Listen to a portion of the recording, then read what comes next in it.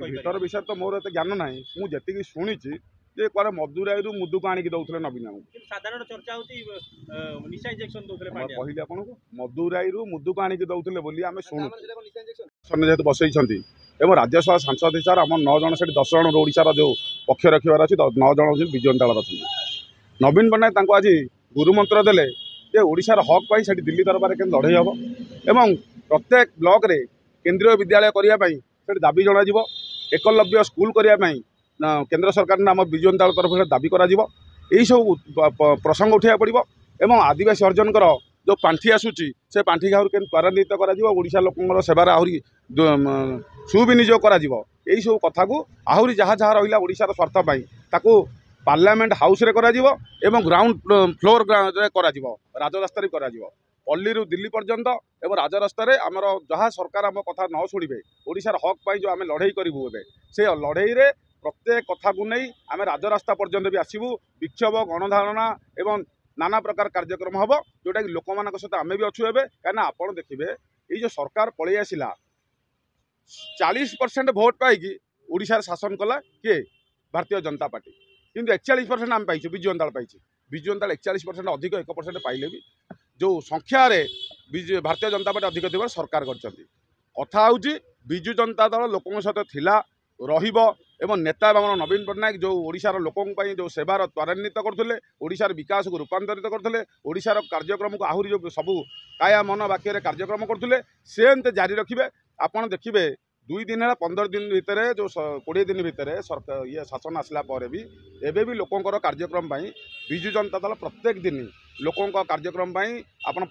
निर्वाचन वार्ड मंडली वाइज सरपंच समिति सभा वार्ड मेंबर और सेठिकार जो प्रार्थी हारतु कि जितु नवीन भाई प्रत्येक दिन डाकिकी आनालीसीस कर कौन करार तेणु विजु जनता दल संगठित अच्छी कर्मी मैंने गाँ गाँ गहली में संगठित अच्छा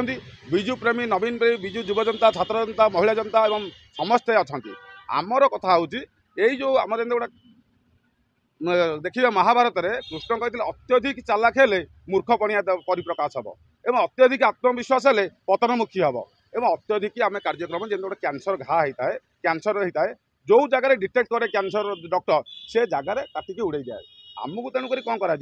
जो जो भूल आमर आम कहीं सरकार को आसपाइलुनि कहीं शासन कल को आसपाइलुनि लोकों सेवा करें कहीं लोक आम घृणा कले कहीं आमको सुजोग देले ना एक निश्चित तर्जमा हम लोक पाखे ठीक समय नवीन जो नवीन मान नीति आदर्श और आगे आम नहीं पहुँचू और प्रत्येक जेहेतु कर्मी मैंने बंडिंग है आम सहित अच्छा लोक मैंने तृणमूल स्तर में जेहेतु दृढ़ भाव में विजु जनता लोक मैंने अच्छा निश्चित तार कार्यकारी हम आप देखिए नवीन मैंने अहरह लोक सेवा कर प्रत्येक दिन लोक भेटुंट तार के तर्जमा कर आगू कौन कर बीजेडी जमा शोई ना देखिए प्रत्येक दिन विजु जनता दल प्रत्येक दिन सांसद मानक वरिष्ठ विधायक मानक हारिबा विधायक मानक एवं आज भी राज्यसभा मीटिंग भी डकई नवीन पट्टनायक निजे तेणु समस्त कार्यदक्षता कौन कौन कर स्वार्थपाई ओडिशार जो विरोधी दल रास्तार जो लोक मैंने बसई आशा आकांक्षा क्यों भाई आम दृढ़ भाव में परिप्रकाश करूँ विधानसभा और सांसद निश्चित कार्यक्रम हम ओडिशावासी देखिए आम सब लोक सामाजिक क्षेत्र में राजनैतिक क्षेत्र में और सब क्षेत्र में बन्या बात्या नाना प्रकार दुर्विपाक बेले आम बीजेडी शोनी प्रत्येक दिन विजु जनता दल चली विजु जनता दल रणनीति प्रस्तुत करुच्ची कार्यक्रम देखिए और विजु जनता दल कार्यक्रम को नुआ ढंग से नुआ परिप्रकाश रे कार्यक्रम निश्चित अल्प दिन भर नाम नेता नवीन पट्टनायक कार्यक्रम करेंगे पांडियान जो माने बैठक चलता माने बीजेडी दल गोटे सशक्त थिला बोली जना पड़ुला एबे तो सुनो जेते विरोधी कले मते से किछि काम अध्य करूतले सुनंतु काम किए करथाय नेता हूँ नवीन पट्टनायक बस हूँ नवीन पट्टनायक परिकल्पना ओडिशा को केमिति रूपांतरित हम ओडिशा को कौन उन्नति हम ये सब कार्यक्रम नवीन पट्टनायक करते जिते आउ जड़े लोक मान मुंडे भारतीय जनता पार्टी पूरेदेला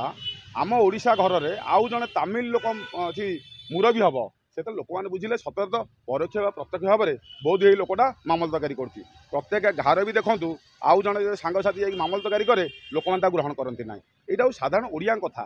तेणु ओडिया कथा भितर आम बुझार कौट भूल होगा कि आम बुझीपारू ना से जो आम क्षति पहुँचला आम दल कथा आज्ञा जो पांडियान थे नवीन बाबू चलिया चलला बेलू बहुत स्लो चलुते ଏବଂ କଥା କହିଲା ବେଳକୁ ହାତ ଥରୁଥିଲା, କଥା କହିଲା ବେଳକୁ ଗୋଟେ ମାନେ ଅଲଗା ସ୍ୱଭାବ ଦେଖାଉଥିଲେ। କିନ୍ତୁ ଏବେ ଯେତେବେଳେ ପାଣ୍ଡିଆନ ତାଙ୍କୁ ଛାଡ଼ି ଯାଇଛନ୍ତି, ନବୀନ ପଟ୍ଟନାୟକ ଆଜ ୟୁଜୁଆଲ ଗୋଟେ ସାଧାରଣ ଲୋକ ଭଳିଆ ବ୍ୟବହାର କରୁଛନ୍ତି, ହାତ ମଧ୍ୟ ଥରୁନି, ପୁରା ଫିଟ୍ ଅଛନ୍ତି। ଶୁଣନ୍ତୁ କଣ ଏ କହିପାରିବେ? ଭିତର ବିଷୟରେ ତ ମୋର ଏତେ ଜ୍ଞାନ ନାହିଁ। ମୁଁ ଯେତିକି ଶୁଣିଛି ଯେ କୁଆଡ଼େ ମଦୁରାଇରୁ ମୁଦୁକୁ ଆଣିକି ଦଉଥିଲେ ନବୀନ ବାବୁଙ୍କୁ। କିନ୍ତୁ ସାଧାରଣ ଚର୍ଚ୍ଚା ହଉଛି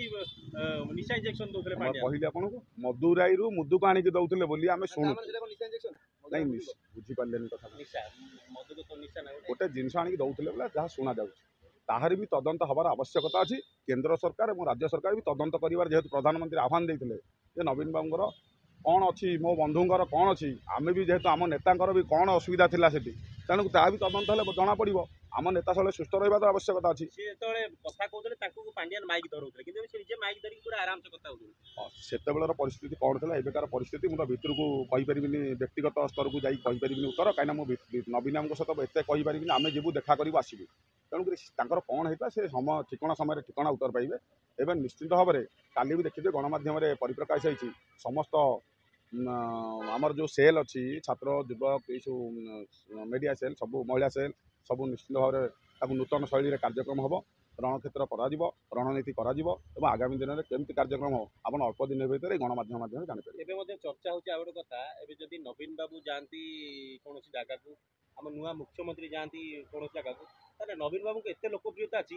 ନବୀନ ବାବୁଙ୍କ ପାଖରେ ହଜାର ହଜାର ଲୋକ ଠିଆ ହେବେ। ସେଦିନ ତ ଆପଣ ଯେଉଁଦିନ ମୋହନ ସରକାର ଶପଥ ନେଲେ, ସେଦିନ ତ ସାରା ଦେଶର ଗଣମାଧ୍ୟମ ଚର୍ଚ୍ଚା କଲେ ଯେ ନବୀନ ବାବୁଙ୍କ ପପୁଲାରିଟି କ'ଣ ଅଛି ଏବଂ ଅନ୍ୟମାନଙ୍କର ପପୁଲାରିଟି କ'ଣ ଅଛି। ଯେତେବେଳେ ଗୋଟେ ଯେଉଁ ନବୀନ ପଟ୍ଟନାୟକ ଯେତେବେଳେ ପଶିଗଲେ, ଧର୍ମେନ୍ଦ୍ର ପ୍ରଧାନଙ୍କୁ ସ୍ୱାଗତ କରିକି ନେଇକି ଗଲେ ସେ ଯେଉଁ ଷ୍ଟେଜ୍କୁ, କେଉଁ ଭଳିଆ